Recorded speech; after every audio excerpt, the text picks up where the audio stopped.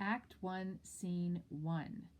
It says a desert place, but more important than the location of the first scene in Macbeth is the stage instruction: thunder and lightning. And then we have enter three witches, and we've done enough together to know a few things. One, if they're mentioning the weather, to pay attention to that. And two, you see that thunder and lightning is in addition to the entrance of three witches, and we know enough to know that that's pathetic fallacy. And so every time these witches enter, we will see a lot of thunder and lightning. And I want us to pay attention to the atmosphere as well as the lines and the action that's happening. So we do have three witches. I can't assign roles, and so I'm just going to read them, and we'll stop and talk about certain elements of the play. First witch.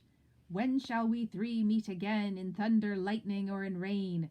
When the hurly-burly's done, when the battle's lost and won, that will be ere the set of sun. Where the place upon the heath, there to meet with Macbeth.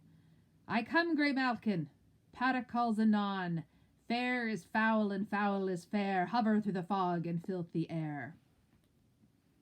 So our rhyming couplet, and this is the line that we should be writing down right here. Fair is foul and foul is fair. And I know if I was in front of you, you'd be easily able to identify that oxymoron, that opposite language, the little bit of paradox there. How could something be fair and good and lovely and foul at the same time, and vice versa?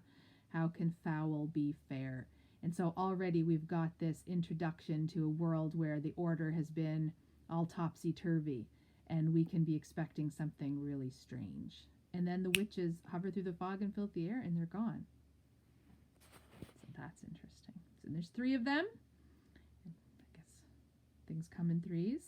I want to draw your attention to, they have their familiars. They are witches. So we've got their paddock is a toad, Grey Malkin, maybe it's a cat, but they are talking to their familiars.